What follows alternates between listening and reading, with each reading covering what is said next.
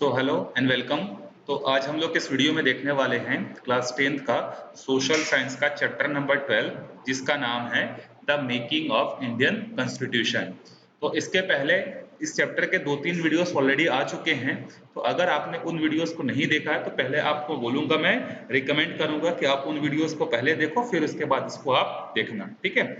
और एक छोटी सी बात आपसे करनी है, हमारी यूट्यूब जो एनालिसिस है उसमें हमने देखा है कि जो मेरे चैनल के जो वीडियोस को देखते हैं उसमें से सिर्फ 40% लोग ऐसे हैं जिन्होंने चैनल को सब्सक्राइब किया है और 60% लोग ऐसे हैं जिन्होंने चैनल को अभी भी सब्सक्राइब जो है नहीं किया है। तो आपसे एक रिक्वेस्ट है कि जब भी आप वीडियोस को देखते हो तो चैनल को सब्सक्राइब कर लिया करो। इससे क्या होता है, यूट्यूब जो है और ज्यादा लोगों को ये वीडियोस को रिकमेंड करता है। तो जिनको जरूरत होगी वीडियोस की, जो कोचिंग हायर नहीं कर सकते, जिनको अच्छे रिजल्ट लाने हैं, उनको ये क्या होगा, हेल्प करेगा। तो एक छोटा सा रिक्वेस्ट है, आप इसको ज्यादा से ज्यादा सब्सक्राइब करें और शेयर करें। देखो, इसके पहले वाले जो वीडियोस थे उसमें हमने देखा था कि किस तरीके से हमारे यहाँ जो है प्री इंडिपेंडेंस, किस तरीके से कॉन्स्टिट्यूशन की डिमांड हो रही थी, किस तरीके से मोतीलाल नेहरू ने जो है क्या क्या था, एक कॉन्स्टिट्यूशन बनाकर जो ब्रिटिशर्स गवर्नमेंट को बताया था कि हमें ये चाहिए, हमें इंडिपेंडेंसी चाहिए, ये सब चाहिए करके उसने उन्हें बताया था। अब हमारा इंडिया इंडिपेंडेंट हो गया या होने वाला था, उस समय ब्रिटिशर्स गवर्नमेंट भी चाहती थी कि इंडिया में एक प्रॉपर रूल हो, और हमारे यहाँ के जो फ्रीडम फाइटर्स थे, जो लीडर्स थे उस समय के, वो भी चाहते थे कि हमारे यहाँ एक प्रॉपर रूल हो जिससे दोबारा हम लोग किसी की कॉलोनी ना बने करके। तो इसीलिए हमारे यहाँ कॉन्स्टिट्यूशन बनाने के लिए एक असेंबली जो है बनी थी। तो उसी को हम लोग पढ़ने वाले हैं, जिसका नाम था the constituent assembly and its function. वो असेंबली क्या थी और उस असेंबली के फंक्शन क्या क्या थे, कितने लोग शामिल थे, कितना टाइम लगा कॉन्स्टिट्यूशन को बनाने में, ये सब हम लोग देखने वाले हैं। In 1946, the British government sent a cabinet mission to India under the chairmanship of Lord Pethick Lawrence। ठीक है, इनका नाम याद रखना, लॉर्ड पेथिक लॉरेंस। देखो, जैसे सेकेंड वर्ल्ड वॉर खत्म हुआ 1945 में, तो सेकेंड वर्ल्ड वॉर जब खत्म हो गया तो एशिया अफ्रीका के जितने भी छोटे छोटे कंट्रीज जो थे, या बड़े कंट्रीज बोल सकते हैं, जो क्या थे ब्रिटेन के या पुर्तगीज के या किसी के कॉलोनीज थे, वो सब धीरे धीरे इंडिपेंडेंस होना स्टार्ट हुआ। देखो, सेकेंड वर्ल्ड वॉर का सबसे बड़ा बेनिफिट कौन से हैं, जो कॉलोनी कंट्रीज थी। अब क्या हो गए, ये कंट्रीज इंडिपेंडेंट होना स्टार्ट हो गए। तो 1945 में वर्ल्ड वॉर खत्म हो गया। 1946 में जो ब्रिटिशर्स गवर्नमेंट थे, उन्होंने क्या किया, लॉर्ड पैथिक लॉरेंस के प्रेसिडेंसी में जो है एक क्या किया, एक कमेटी भेजा। और वो कमेटी किस बात के लिए भेजा था कि देखो, to suggest the government system and independent India would set up in the process it would follow to adopt a new constitution. और ये जो लॉर्ड पैथिक लॉरेंस थे, इनका पर्पस ये था कि अगर इंडिया इंडिपेंडेंस हो जाएगा तो इंडिपेंडेंस होने के बाद यहाँ पर गवर्नमेंट किस तरीके से जो है काम करेगी, इंडिपेंडेंट इंडिया में किस तरीके से कॉन्स्टिट्यूशन बनेगा, क्या प्रोसेस होना चाहिए, इन सब के लिए उसको भेजा गया था कि जाओ आप स्टडी करके और हमें बताओ करके। One suggestion at that time was for all the adult citizens to elect a constitution assembly to draft the constitution। उस समय ये बात चल रही थी कि पूरे जितने भी एडल्ट्स हैं, एडल्ट्स मतलब जैसे उस टाइम क्या था, जैसे अभी आप एडल्ट्स कब कहलाते हो, जब आपकी उम्र 18 साल से ऊपर है, तो आज के डेट में आप क्या कहलाते हो, एडल्ट्स कहलाते हो। लेकिन जब इंडिया इंडिपेंडेंट हुआ था उस समय एडल्ट्स का डेफिनेशन 21 ईयर था। तो उस समय लोग ये सोच रहे थे, ये लीडर्स भी ये सोच रहे थे कि जिसका 21 साल उम्र हो गया है वो वोटिंग करेगा। और किसके लिए वोटिंग करेगा, कॉन्स्टिट्यूशन असेंबली के मेंबर्स के सिलेक्शन में जो है क्या करेगा, वोटिंग करेगा। जैसे अभी आप गवर्नमेंट बनाने के लिए देखते हो कि नहीं, आपके मदर, आपके फादर, आपके सिस्टर लोग वोटिंग करते हैं। उसी तरीके से उस समय एक सजेशन ये दिया जा रहा था कि कॉन्स्टिट्यूशन असेंबली, जो संविधान बनाने के लिए जो लोग बैठेंगे, उनका भी सिलेक्शन कैसा होना चाहिए, वोटिंग के बेसिस पर जो है होना चाहिए करके, ये उस समय की सोच थी। But many people felt that such a process would be too time consuming. लेकिन बहुत सारे लोग ये सोचते थे कि अगर हम लोग कॉन्स्टिट्यूशन असेंबली बनाने के लिए वोटिंग कराएंगे तो वोटिंग में कई महीने निकल जाएंगे, फिर उसका रिजल्ट आएगा तो हमारा कॉन्स्टिट्यूशन जो है वो और डिले होते जाएगा, जो कॉन्स्टिट्यूशन बनाने का जो प्रोसेस है वो और डिले होते जाएगा। इसलिए इस चीज को जो है क्या कर दिया गया, ड्रॉप कर दिया गया। After much discussion, the cabinet mission suggested a way to compress the process। बहुत सारा डिस्कशन हुआ। उसके बाद जो मिशन जो भेजा गया था, कैबिनेट मिशन पे जो भेजा गया था लॉर्ड पेंथिक को, इन्होंने क्या किया, फिर सजेस्ट किया बहुत सारे लोगों से बात करके, और ये कहा कि हम लोग कॉन्स्टिट्यूशन असेंबली का जो सिलेक्शन है इसको लंबा प्रोसेस नहीं बनाते, इसको छोटा करते हैं करके। It proposed that the provincial assemblies elected under the 1935 Act should act as the electoral college to choose the representative of the Constitution Assembly। और ये बहुत इंपॉर्टेंट है, ध्यान से समझना। ये जो लॉरेंस थे, इन्होंने क्या कहा कि हम लोग वोटिंग नहीं कराएंगे, बल्कि 1935 में, अच्छा इंडिया इंडिपेंडेंट नहीं हुआ था, उससे पहले भी स्टेट्स में इलेक्शन होते थे। तो लॉर्ड लॉरेंस ने क्या बोला कि जो 1935 के अंडर में जो प्रोविंसेस मतलब समझ लो स्टेट, जिन स्टेट्स में इलेक्शन हो चुके हैं, उस स्टेट्स के जो रिप्रेजेंटेटिव हैं, मतलब एक स्टेट से 10 लोग आएंगे, इस स्टेट से 10 लोग आएंगे, ऐसे करके उन्होंने, मैं जस्ट एग्जांपल के लिए बता रहा हूं। तो कॉन्स्टिट्यूशन असेंबली में जो लोग आएंगे उनका सिलेक्शन कौन करेगा, जो स्टेट गवर्नमेंट उस समय चला रही थी। जैसे मद्रास एक प्रोविंस था, उसके बाद कोलकाता एक, बंगाल एक प्रोविंस था, उसके बाद जो है क्या बोलते इधर बिहार यूपी एक प्रोविंस थे। तो प्रोविंस में जिसकी सरकार है वो क्या करेगी, भेजेगी। जैसे आज के डेट में जो हमारा कौन सा है, राज्यसभा है। राज्यसभा में क्या होता है, जो स्टेट गवर्नमेंट होती है, जैसे छत्तीसगढ़ में राज्यसभा की कितनी सीटें हैं, 5 सीटें हैं, तो उस 5 लोगों का सिलेक्शन स्टेट गवर्नमेंट करती है। सिमिलर कंसेप्ट लॉर्ड लॉरेंस ने बोला कि जो स्टेट गवर्नमेंट इलेक्शन हुए थे 1935 में स्टेट्स में, वो स्टेट्स के लोग अपने यहां से चूज करके भेजेंगे। कितने लोग भेजेंगे ये हम उसको बता देंगे, ठीक है।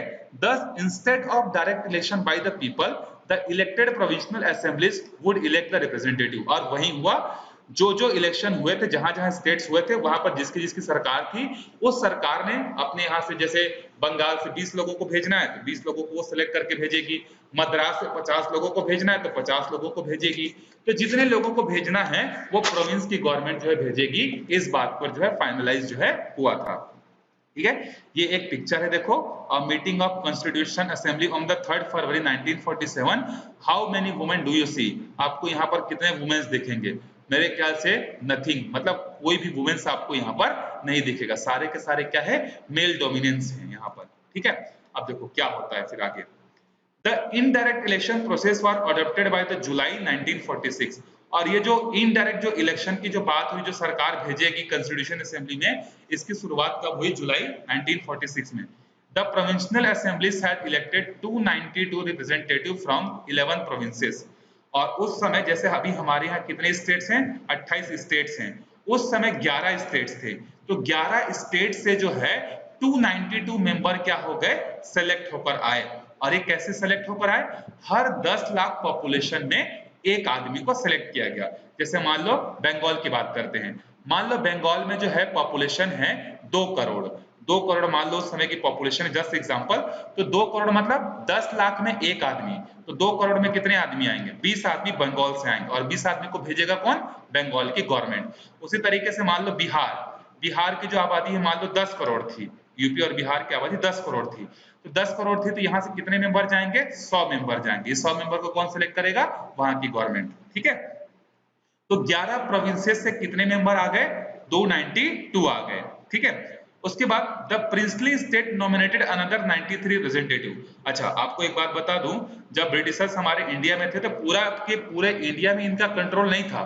बहुत सारे क्या थे, प्रिंसली स्टेट थे, जहां पर राजा रूल करते थे, ठीक है। तो ये तो हो गई 292 उन एरिया से आए जहां पर ब्रिटिशर्स का कंट्रोल था। जहां पर ब्रिटिशर्स का कंट्रोल नहीं था, जो प्रिंसली स्टेट थे, वहां से कितने मेंबर आए, 93 मेंबर आए।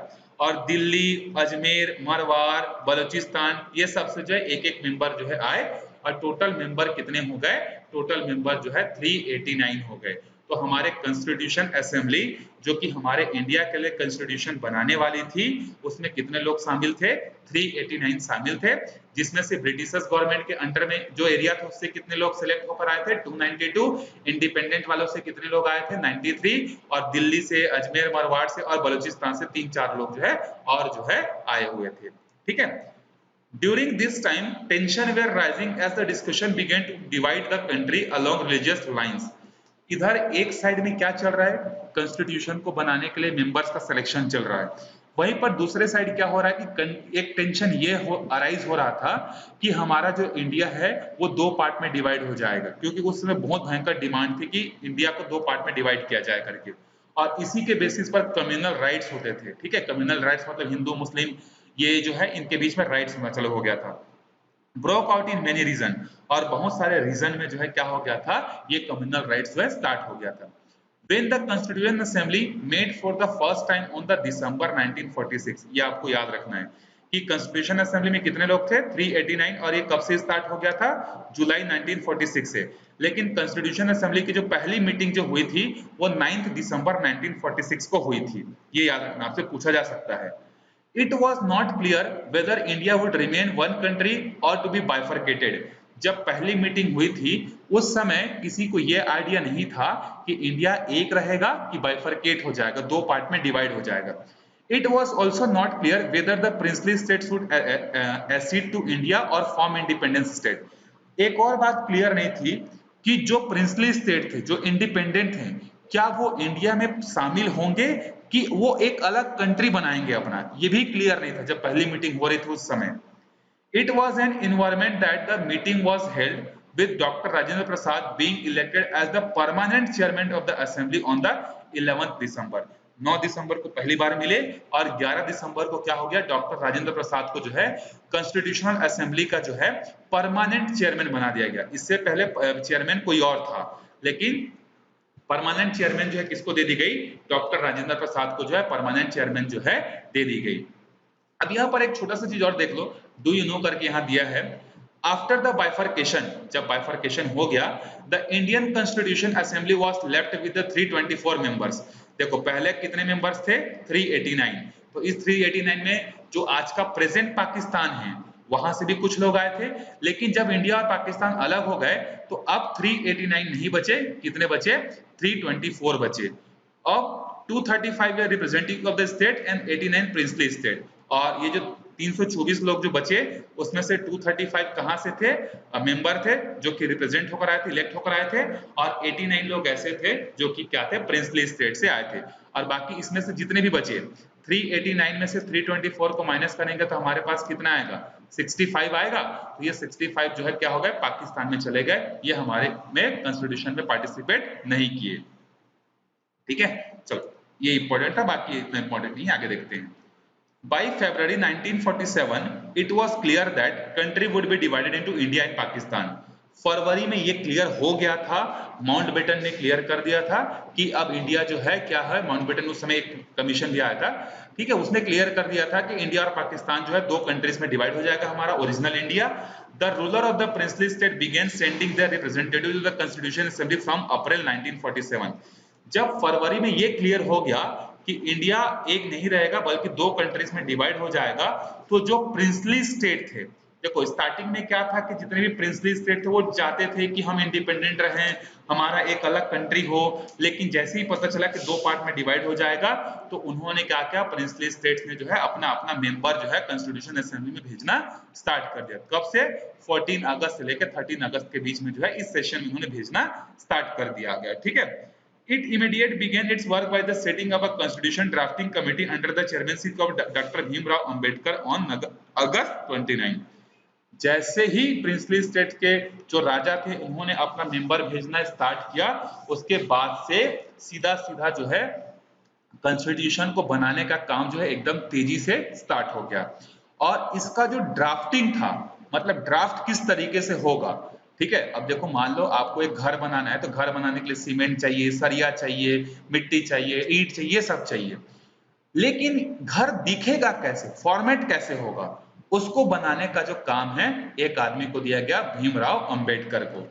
मतलब ऐसा नहीं कि इन्होंने ही पूरा काम किया था, लेकिन कई कई लोगों ने ईंट लाने का काम किया, कई लोगों ने सीमेंट लाने का काम किया, कई लोगों ने पानी लाने का काम किया, कुछ और काम किया, लेकिन इन सबको जो है ड्राफ्ट करने का जो काम था, जैसे घर बनाने में जो है ये सब की जरूरत पड़ती है, उसको देख रेख करने वाला घर का हेड होता है, उसी तरीके से कॉन्स्टिट्यूशन में क्या क्या चीजें डाली जाएंगी, क्या नहीं डाली जाएंगी, ये दुनिया भर का सब चीज को देखने का काम कौन कर रहे थे, डॉक्टर भीमराव अंबेडकर जो है कर रहे थे। Meanwhile, the process of merging the princely state into the Indian Union was under the simultaneously. At the same time, Pakistan launched a war to acquire Kashmir. Even in India-Pakistan border was began demarcated after the partition.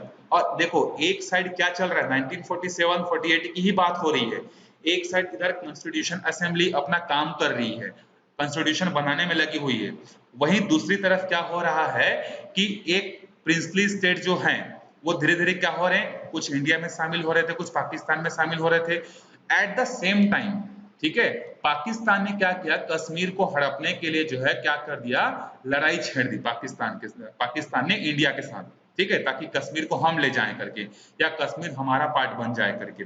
और दूसरी तरफ वहीं पर India और पाकिस्तान के border को लेकर भी डिस्प्यूट चल रहा था। तो एक साथ बहुत सारे इवेंट्स हो रहे थे। क्या क्या इवेंट्स हो रहा था, कॉन्स्टिट्यूशन बन रहा था, प्रिंसली स्टेट जो है, कुछ प्रिंसली स्टेट पाकिस्तान जाना चाहते थे, कुछ प्रिंसली स्टेट इंडिया में शामिल होना चाहते थे। वहीं पर पाकिस्तान ने कश्मीर को हड़पने के लिए वॉर कर दिया, इंडिया पाकिस्तान के बीच में बॉर्डर क्या होगी, इसके बीच में लड़ाई होना चालू हो गया। तो एक साथ बहुत सारी चीजें क्या हो रही थी, उस समय चल रही थी। The work of drafting the constitution, however, continued despite these unheal. The committees began set up for specific task. इतने सारे प्रॉब्लम एक साथ चल रहे थे, लेकिन फिर भी जो हमारी कॉन्स्टिट्यूशन असेंबली थी, जो कमेटी बनी हुई थी, वो अपना काम करने में लगी हुई थी, वो अपना काम नहीं छोड़ रही थी। और क्या क्या कमेटीज बनी थी, बहुत सारे कमेटीज बनी थी। जैसे for example union constitution committee थी जो अपना काम देख रही थी, स्टेट कमेटी थी, फंडामेंटल राइट्स कमेटी थी, माइनॉरिटीज कमेटीज थी, नेशनल फ्लैग कमेटी थी। ये मतलब इन फील्ड्स पर देखते थे। जैसे घर बनाना है तो हमने एक आदमी को काम दे दिया, तो घर में जितना सरिया लगेगा, सरिया वाला काम तू देखना, पानी वाला काम तू देखना, सीमेंट वाला काम तू देखना, ईंट वाला काम तू देखना, इस तरीके से डिवाइड कर दिया गया। उसी तरीके से यहाँ पर भी यूनियन के फील्ड को तू देखेगा, स्टेट के फील्ड को ये देखेंगे, फंडामेंटल राइट्स को ये देखेंगे, नेशनल फ्लैग क्या होगा हमारे, इसके बारे में तुम देखना। इस तरीके से जो है डिवाइड जो है लोगों में कर दिया गया था अलग अलग कमेटी में। On March 7, 1947, the subcommittee sent questionnaire to all the members of the provincial assemblies and the legislative body as well as the federal legislative body, inviting their opinion on the main features of the proposed constitution. अब देखो ये committee आपस में बातचीत तो करती ही थी, साथ ही साथ जो उस समय स्टेट जो बन गए थे, 11 जो उस समय स्टेट थे, उन 11 स्टेट्स के हेड को भी भेजते थे कि देखो भाई हम ऐसा कॉन्स्टिट्यूशन बनाना चाहते हैं, आप देखो आपको इसमें कुछ ऐड करनी है, कुछ बतानी है, आपको कुछ खराब लग रहा होगा तो हमें बताओ करके, ठीक है। इवन जो फंडामेंटल राइट्स थे, माइनॉरिटीज के लिए जो फंडामेंटल राइट्स होंगे, ये कैसे होंगे, ये सब जो है न्यूज़पेपर में भी छपते थे, मतलब रेडियो के थ्रू, न्यूज़पेपर के थ्रू, इस तरीके से ट्रांसपोर्ट होता था ताकि लोगों को पता चले कि हमारा कॉन्स्टिट्यूशन किस तरीके से बनने वाला है करके। और जो भी उनके जो है फीडबैक थे, जो भी लोगों को जो सजेशन थे, वो उसमें एक्सेप्ट किए जाते थे, ठीक है। Peoples participation in the drafting the constitution increase. जैसे न्यूज़पेपर में, रेडियो में या अलग अलग तरीकों से जो है ये जो गवर्नमेंट जो चाहती थी, ये बनती थी, लोगों तक पहुंचती थी कि सरकार या कॉन्स्टिट्यूशन असेंबली ये चीज ऐड करना चाहती है, ये रिमूव करना चाहती है, तो लोग अपना सजेशन भी देते थे, स्टेट्स भी अपना सजेशन जो है देते थे, मतलब लोगों का फुल पार्टिसिपेशन जो था। Every article of the proposed constitution invite controversy and was widely discussed. देखो हमारा कॉन्स्टिट्यूशन इतना बेहतरीन है ना, पूरी दुनिया में ऐसा कोई कॉन्स्टिट्यूशन नहीं है। हमारे जो कॉन्स्टिट्यूशन जो मेकर्स थे, अब देखो हमारे कॉन्स्टिट्यूशन में बहुत सारे आर्टिकल हैं, आर्टिकल का मतलब समझ लो, रूल समझ लो। जैसे आप स्कूल जाते हो तो रूल नंबर 1 ये है, रूल नंबर 2 ये है, रूल नंबर 3 है, रूल नंबर 4 ये है, उसी तरीके से आर्टिकल्स हैं। तो जितने भी आर्टिकल्स उस समय ऐड किए जाते थे या डिस्कस किए जाते थे, किस आर्टिकल को हटाना है, किस आर्टिकल को रखना है, इसके लिए वोटिंग नहीं की जाती थी। कॉन्स्टिट्यूशन असेंबली ने पहले ही ये डिसाइड कर लिया था कि हम लोग किसी भी टॉपिक पर वोटिंग नहीं करेंगे, क्योंकि वोटिंग करने से ग्रुप्स में डिवाइड हो जाते हैं। जैसे मान लो वोटिंग करेंगे, तो मान लो किसी एक चीज पर वोटिंग करना है, तो आधे लोग क्या करेंगे, एक पर वोट करेंगे, आधे लोग दूसरे पर वोट करेंगे। जैसे मान लो एक फंडामेंट कोई भी एक आर्टिकल है, मान लेते हैं एक आर्टिकल है हमारे पास 2, इस आर्टिकल को ऐड करना है, मतलब आर्टिकल 2 में कुछ लिखा होगा, इस आर्टिकल को ऐड करना है कि नहीं करना है। तो मान लो 67% लोगों ने बोला यस ये आर्टिकल सही है, इसको हमें क्या करना चाहिए, ऐड करना चाहिए, और 33% लोगों ने कहा नहीं इसको ऐड नहीं करना चाहिए। तो मेजोरिटी तो ये है, तो ऐड तो हो जाएगी, लेकिन ये 33 लोगों के मन में क्या होगा, हमारे कॉन्स्टिट्यूशन के लिए एक थोड़ा सा गुस्सा आ जाएगा कि इसमें हमारे बात को नहीं सुना गया।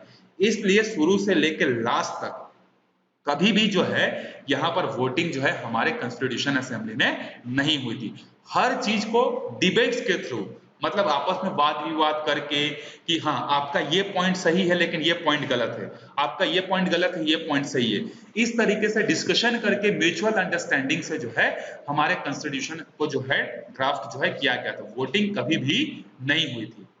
The drafting committee also studied the constitution of the 60 countries, inviting the views of constitution experts from these countries and sharing their conclusion with the legislative assembly and the public.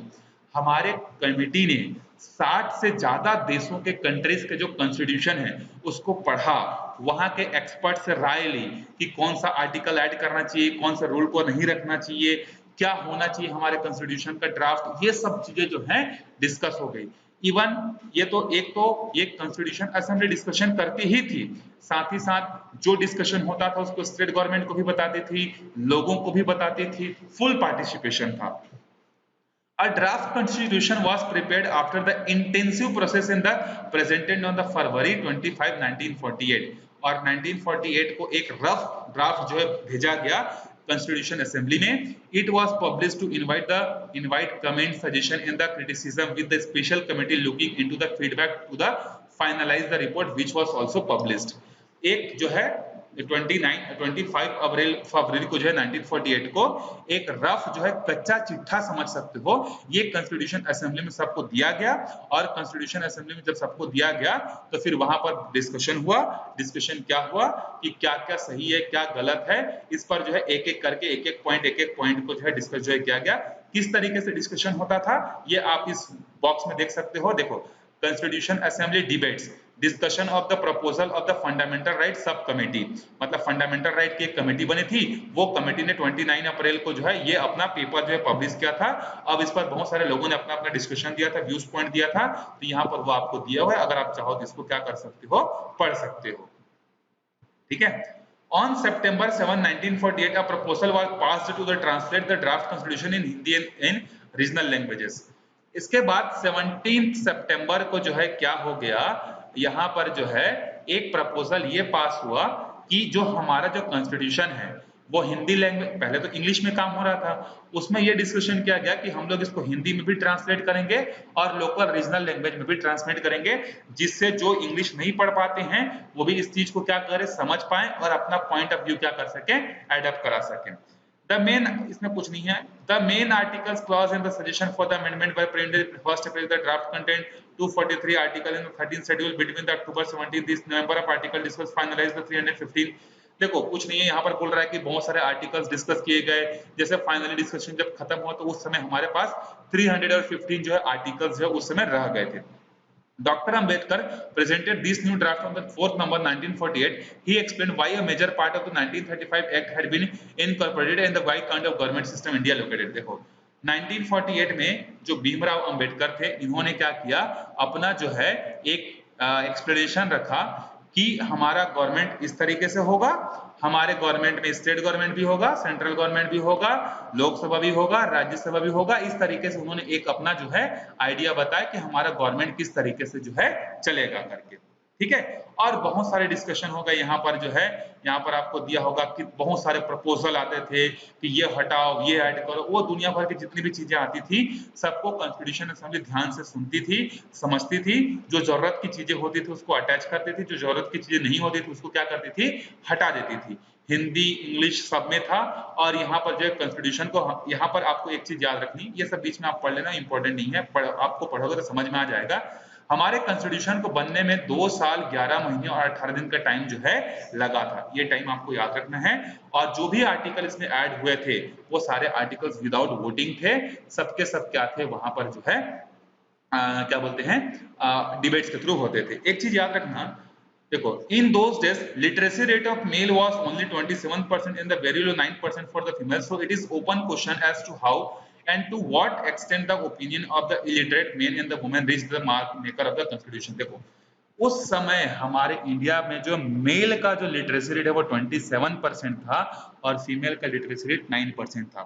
तो एक कारण तो ये भी है कि फीमेल्स जो है कॉन्स्टिट्यूशन असेंबली में पार्टिसिपेट नहीं कर पाई, और प्लस कुछ ही लोगों का यहाँ पर क्या था, रोला था बोल सकते हो, या कुछ ही लोगों का दबदबा था, क्योंकि अब बहुत सारे लोग पढ़े लिखे नहीं थे, तो जो पढ़े लिखे लोग थे वही कॉन्स्टिट्यूशन को अपने हिसाब से क्या करते थे, बना रहे थे। तो यह है थोड़ा सा ब्रीफ हिस्ट्री कॉन्स्टिट्यूशन असेंबली और उसके फंक्शन पर, किस तरीके से फंक्शन करती थी मैंने आपको बता दिया।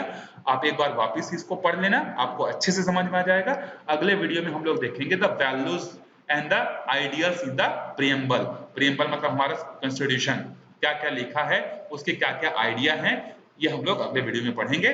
तो ज्यादा से ज्यादा लोगों तक शेयर कीजिए।